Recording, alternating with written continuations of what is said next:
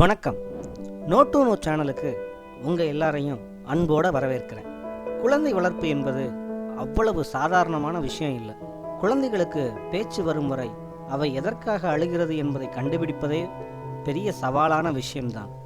குழந்தை அடிக்கடி தான் குடித்த பாலை வாய் வழியாக வெளித்தள்ளும். இதை கதக்குதல் என்பார்கள். இதற்கு வசம்பை கோர்த்து குழந்தையின் கையில் கட்ட வேண்டும். இந்த வசம்பின் வாசத்தை குழந்தைகள் நுகர்வதால் இது குழந்தையின் ஜீரண சக்தியை அதிகமாக்கும். குழந்தைக்கு எண்ணெய் தேய்த்து குளிக்க வைப்பது, காதில் மூக்கில் எண்ணெய் விடுவது செய்யக்கூடாத ஒன்று. குழந்தைகளுக்கு சளி பிடித்தால் ஒரு வெற்றிலையை லேசாக தீபத்தில் சூடாக்கி அது வெதுவெதுப்பாக ஆனவுடன் வெதுவெதுப்பான வெற்றிலையை நெஞ்சின் மேல் போட வேண்டும். 1 வயதுக்கு மேற்பட்ட குழந்தைகளுக்கு சுத்தமான நீரில் சிறிது சீரகம், மிளகு மற்றும் 5-6 துளசி இலைகளை காய்ச்சி வடிகட்டி அந்த நீரை கொடுத்தால் சளி உடனே நீங்கும்.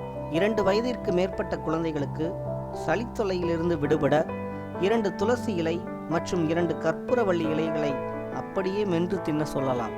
குழந்தைகளுக்கு சளி அதிகமாக இருந்தால் நீரை கொதிக்க செய்து அதில் 2-3 துளிகள் யூக்கலிப்டஸ் ஆயிலை விட்டு அந்த ஆவியை நுகர செய்ய வேண்டும். இப்படி தொடர்ந்து 3 நாட்கள் காலை மாலை செய்தால் மூக்கில் மற்றும் நெஞ்சில் உள்ள சளி கரைந்து போகும்.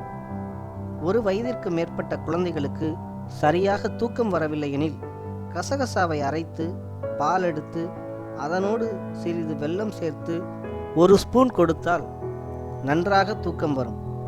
மேலும் இது போன்ற பயனுள்ள தகவல்கள், பாட்டி வைத்தியங்கள், ஆரோக்கிய குறிப்புகளுக்கு எங்கள் நோ டு நோ சேனலை சப்ஸ்கிரைப் பண்ணுங்கள். இந்த வீடியோவை லைக் பண்ணுங்கள். உங்கள் நண்பர்களுக்கு ஷேர் பண்ணுங்கள். நன்றி.